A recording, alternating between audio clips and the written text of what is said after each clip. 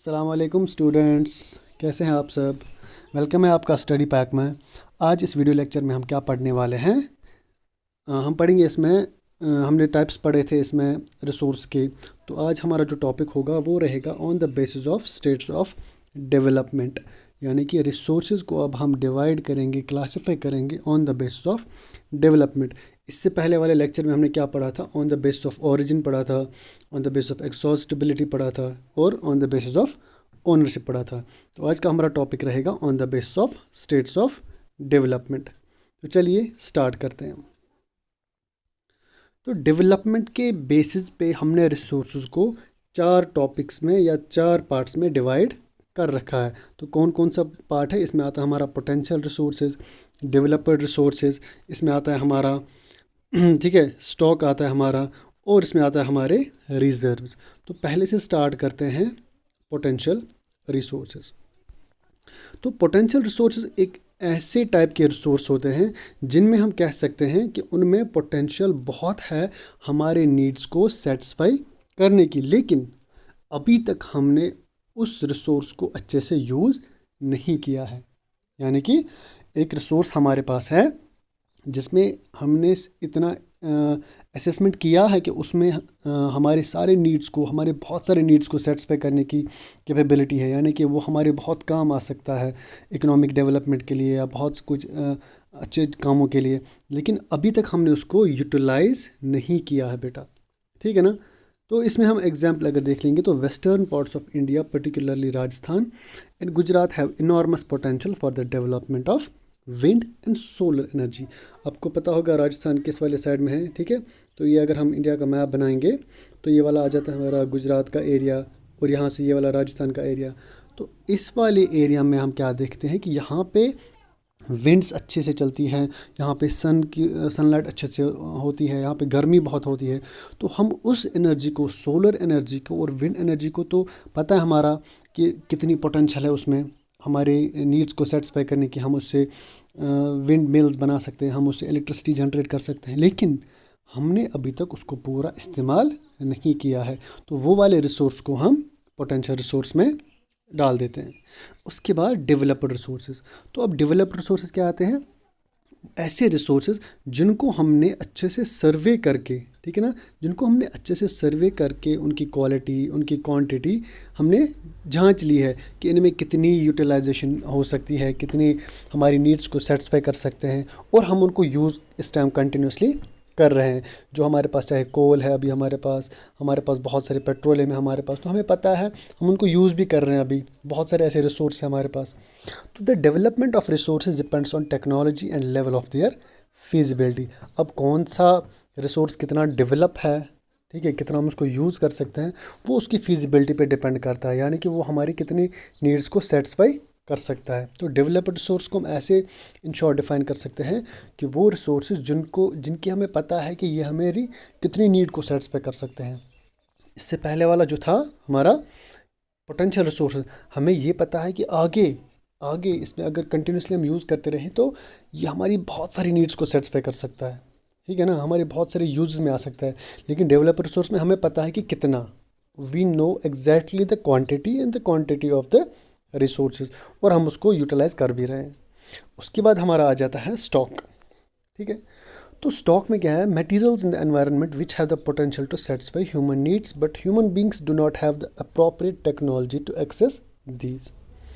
ये बेटा ये वाला टॉपिक जो है थोड़ा सा कंफ्यूजिंग है, लेकिन आज इस टॉपिक में हम इस पूरे कंफ्यूजन को दूर करने वाले हैं। ठीक है बेटा। तो स्टॉक, सर स्टॉक कौन से रिसोर्स हैं।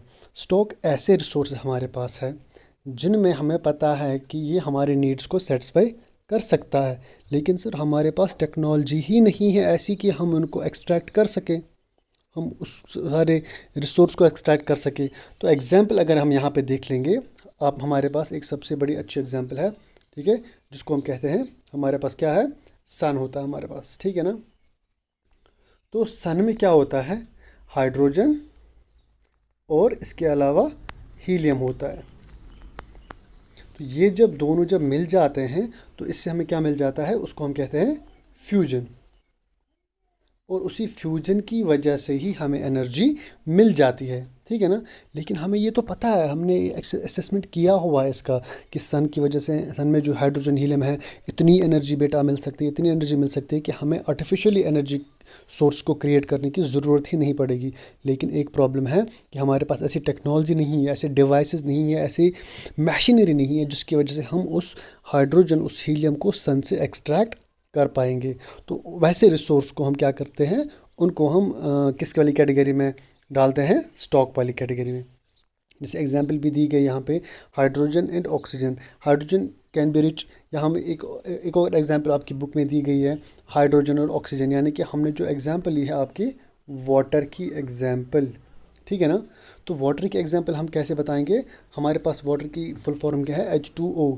तो H उसमें कितने हैं, 2 आदमी, तो ऑक्सीजन हमारा एक आ जाता है और हाइड्रोजन मॉलिक्यूल्स 2 आ जाते हैं। तो हमें पता है कि पानी का जो मॉलिक्यूल है, वाटर मॉलिक्यूल H2O, उसमें भी हमारे पास क्या मिल जाता है, एक तो हाइड्रोजन मिल जाता है और ऑक्सीजन मिल जाता है। लेकिन उस हाइड्रोजन और ऑक्सीजन को पाने के लिए हमें क्या करना होगा, हमें ये वाले बॉन्ड्स जो है इनको ब्रेक करना होगा। लेकिन अभी तक हमारे पास ऐसी टेक्नोलॉजी ही नहीं है कि हम इस हाइड्रोजन बॉन्ड को ब्रेक कर सकें, ताकि हमें यह हाइड्रोजन मिल जाए और हमें ऑक्सीजन मिल जाए। लेकिन हमें पता है कि अगर ऑक्सीजन मिल जाएगा तो हमारी जो अभी बोलेंगे कि किल्लत है हमारी, स्कैर्सिटी हमारी है, ठीक है, स्कैर्सिटी हमारी है किसकी, ऑक्सीजन की। तो उस वजह से हम इसको यूज़ कर सकते हैं फॉर मैनी रीजंस, ठीक है। बट हमारे पास ऐसी अभी टेक्नोलॉजी नहीं है, ऐसे टेक्नोलॉजिकल रिसोर्स नहीं है हमारे पास जिसकी वजह से हम इस बॉन्ड को ब्रेक कर पाएंगे। तो ऐसे रिसोर्स को हम स्टॉक में रख देते हैं। इसके बाद हमारा आता है रिजर्व्स। तो रिजर्व्स क्या है, हम उसको एक सबसेट ऑफ स्टॉक कहते हैं। सबसेट ऑफ स्टॉक का मतलब कि स्टॉक का ही एक पार्ट, यानी कि उनमें कैपेसिटी है बट हमारे पास टेक्नोलॉजी नहीं है। तो लेकिन हम उसको अलग क्यों पढ़ते हैं वो पढ़ेंगे। which can be put It's a subset of stock which can be put into use with the help of existing technical know-how, but their use has not been started. These can be used for meeting future requirements. तो इसका मतलब अब हमारे पास अगर technology भी आ गई, वैसी technology भी आ गई, या हमारे पास रिसोर्सेज हैं, हमने बोला कि हाइड्रोजन और ऑक्सीजन हमें निकालना है, अभी तो टेक्नोलॉजी नहीं है तो हो गया वो स्टॉक में। लेकिन अगर हम ये सोच के चलेंगे कि चलो आगे में भी हमारे पास टेक्नोलॉजी अगर आ जाए तो उन रिसोर्स को हम यूज़ कर पाएंगे, किसके लिए, फ्यूचर जनरेशन के लिए। तो तब जाके हम उसको किस में डिफाइन कर सकते हैं, रिजर्व्स में। तो यहाँ पे अगर एग्जांपल दी गई है, river water can be used for generating hydroelectric power, ठीक है, presently it's being utilised only to a limited extent, यानी कि रिवर वाटर जो हमारे पास है उसको हम वाटर हाइड्रो इलेक्ट्रिक प्रोजेक्ट्स में यूज़ करते हैं। बट अभी तक हमने रिवर वाटर को उसकी फुल कैपेसिटी से यूज़ नहीं किया है। और अगर फुल कैपेसिटी से हम यूज़ करने लगे तो हमारे पास जो वो इलेक्ट्रिसिटी की जो कमी है, किल्लत है, वो सारी चली जाएगी, दूर चली जाएगी, और हमें आर्टिफिशियली या किसी और मशीनरी की मदद से विंड इलेक्ट्रिसिटी जनरेट करने की कोई ज़रूरत है नहीं। तो ऐसे रिसोर्स को हम किस में रख देते हैं, रिजर्व्स में।